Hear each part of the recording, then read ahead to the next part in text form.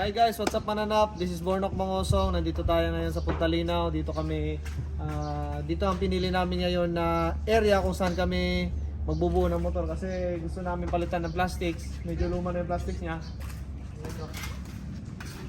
Marami na siyang gas and kaya yun, dumating yung pyesa natin galing sa Amerika. At ginawa tayo ng decals na napakalupit ni Heki Designs. Maraming salamat. So papalitan natin yung kulay ng motor natin. Galing sa kulay blue ay gagawin natin yung puti na ang tawag nila anniversary edition ng Yamaha. White, purple. So tignan nyo yung kulay ngayon. Napakaganda.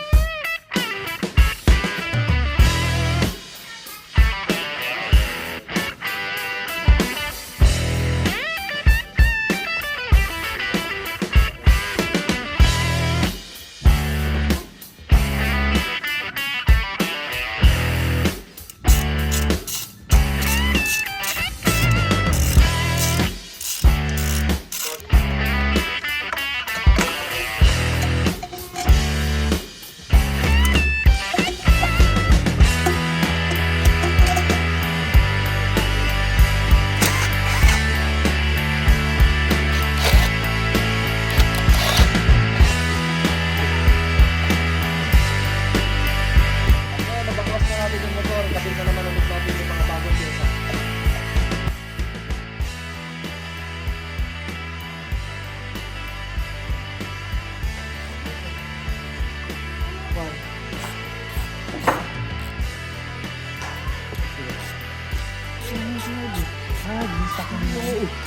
Stuck ko na ng nakakuha lang, adjuster lang.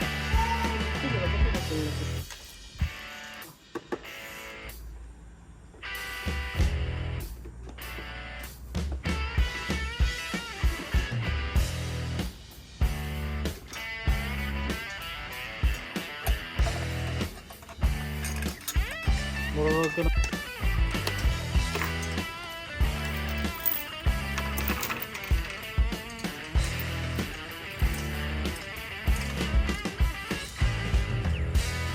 Dua ka buong ang guma, no? Parehas yun ang dua.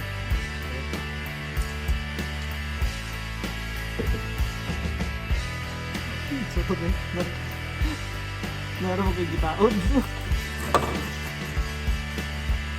Hindi pa rin dito.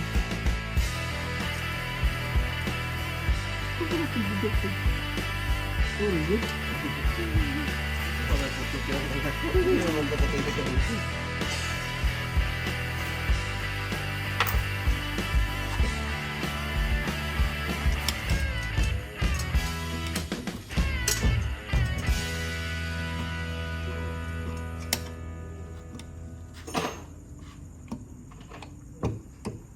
Pwede na may post dyan. Pugihan na yung convert ay. Mga washer o.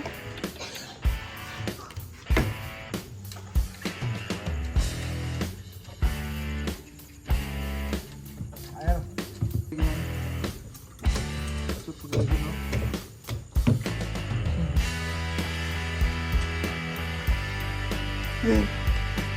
Ayan, ikakabit na naman natin yung Yoshimura RS12 na full system kabuto nito. Let's go! Hello! Tupa, no? Huwag na buto, no?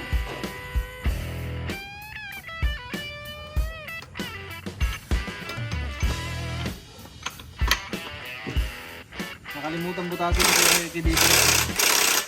Lagayan ng bolt kaya bubutasin natin gamit itong kutsilyo.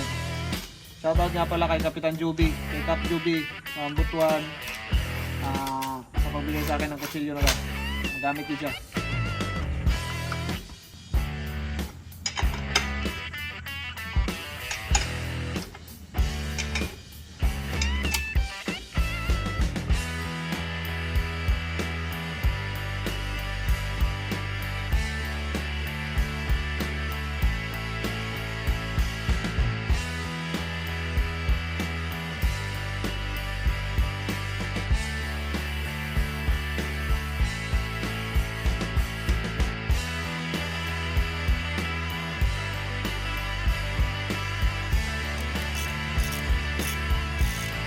Punta na dyan.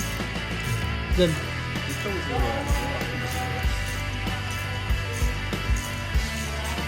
Oh, hero eh.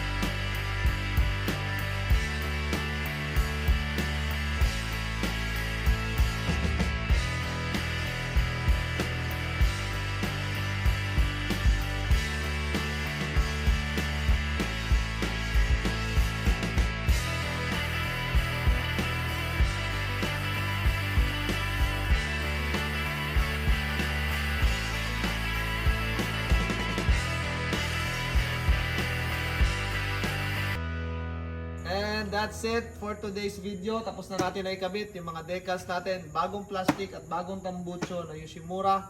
Nagpapasalamat ako sa mga kaibigan natin sa Amerika. Kay Sanggoy Lim, kay Giovanni Lira, and kay Jason Bayawa sa pagpadala sa akin ng mga parts.